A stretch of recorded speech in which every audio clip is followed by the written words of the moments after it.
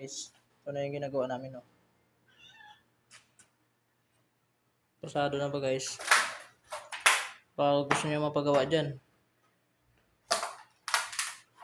chat nyo lang ako, guys. Ito yung pambata natin, no. Magaling magaling mag-compone, eh.